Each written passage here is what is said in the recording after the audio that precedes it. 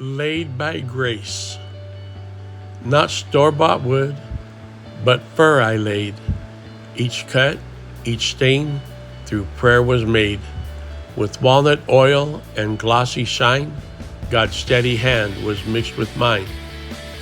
It's just a floor, yet so much more. A blessing built from faith and chore. Grateful for strength, for vision clear. His presence walked each step right here. This is my latest project, doing a kitchen floor using plywood made of fir, medium walnut Danish oil, and a clear gloss polyurethane.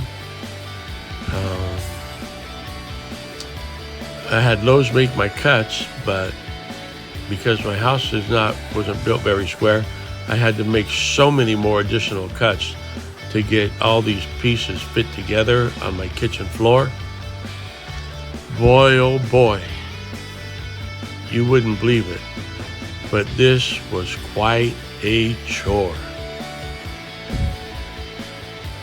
Thank you for walking with me on this journey to health, because each step I take is a journey back toward better health. As midlife stockman would say, not perfect, but better. Not perfect, but getting better, step by step.